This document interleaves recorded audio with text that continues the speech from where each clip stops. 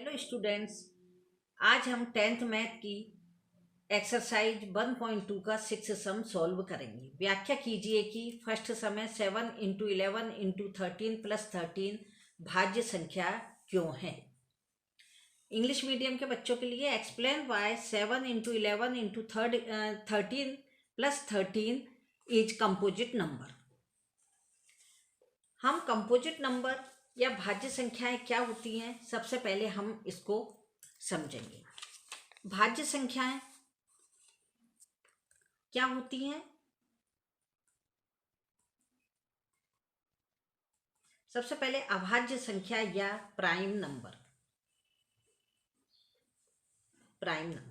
यह वह संख्या होती हैं जिनके फैक्टर 1 या नंबर इटसेल्फ होते हैं, यानी कि जो केवल 1 से डिवाइड होती हैं और स्वयं से डिवाइड होती हैं, ये प्राइम नंबर होते हैं। जैसे हमने ले लिया इसमें 2, 3, 5, 7, 11, 13 ओवरऑल जो होती हैं प्राइम नंबर या भाज्य संख्या।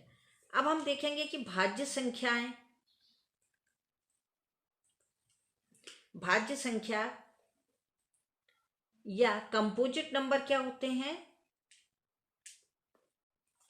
कंपोजिट नंबर वह होते हैं जो कि 1 इटसेल्फ यानी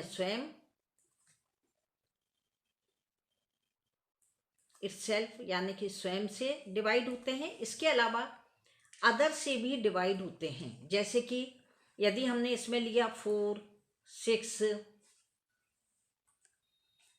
8, 10 ओवर। अब जैसे 4 लिया हमने, तो 4 को क्या होगा कि हमने 4 से लिया तो इसका 1 तो है ही, क्योंकि 1 इसमें भी आ रहा है, प्राइम में इसमें भी आ रहा है। लेकिन 4 के और क्या फैक्टर होते हैं, 2 भी होता है, 4 भी होता है। यदि 6 का लिया तो वो क्या होगा, 1 तो होगा ही, 2 होगा, 3 भी होगा और 6 भी होगा। 8 का लिया तो 2 इंटू 2 इंटू 2 इस तरह से फैक्टर बन जाएंगे। 10 का लिया तो क्या होगा, 2 इंटू 5। जो मैं एक तरफ इसके फैक्टर इस तरह बता रही हूँ, एक तरफ गुणनफल करके भी बता रही हूँ। ये हो गई कंपोजिट नंबर जिसके डिवाइड करने पर, अब जैसे हमने 10 है, 10 में यदि 2 का डिवाइड करते हैं तो 5 आता है, और 5 का डिवाइड करते हैं तो 10 आता है। तो ये क्या हुई, भाज्य संख्या यानी कंपोजिट नंबर। अब हम सॉल्व करते हैं कि ये जो नंबर दिया गया है, इसमें जो हमने प्रीवियस कक्षाओं में पढ़ा होगा कि जब इधर प्लस या माइनस कुछ होता है और इधर दोनों तरफ नंबर होते हैं तो उनमें से एक कॉमन लेकर के क्या किया जाता है कि हमने इसको कॉमन ले लिया।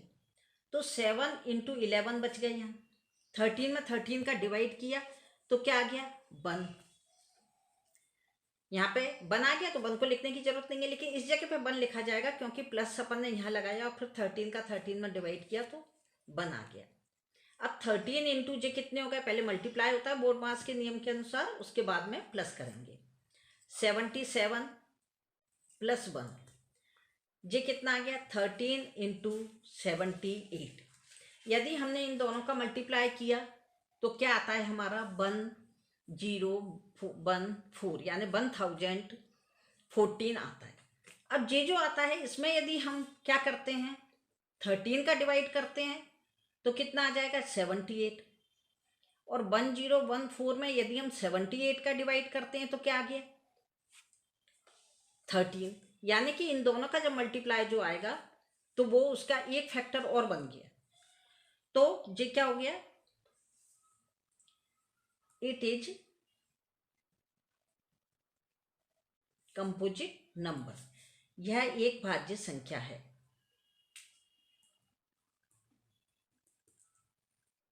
इसका सेकंड सम क्या है,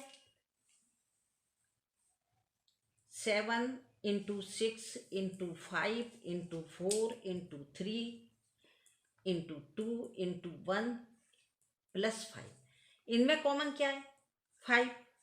तो हमने 5 को कॉमन लिया, अंदर क्या बच गया हमारा, 7 इंटू 6 इंटू 1। आपको लिखना है तो लिखिए, नहीं लिखना तो मत लिखिए। 4 इंटू 3 इंटू 2 इंटू 1, लेकिन यहाँ पर 1 लिखना जरूरी है क्योंकि प्लस के बाद आ रहा है कि 5 में 5 का डिवाइड किया तो ये 1 आ गया। अब यहाँ हमने लिखा 5 कॉमन में आ गया। इन सब का यदि हम मल्टीप्लाई करते हैं तो इसका मल्टीप्लाई कितना आ जाएगा 1008 और जी प्लस 1, यानी जी कितना हो गया 5 इंटू 1009। जब हमने इसका मल्टीप्लाई किया तो ये संख्या हमारी कितनी आ गई,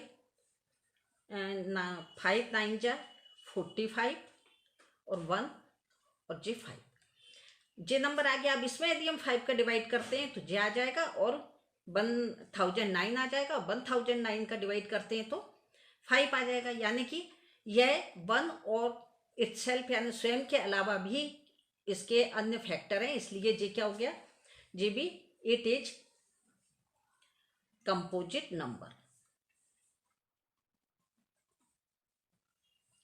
कंपोजिट नंबर, यह एक भाज्य संख्या है। Thank you.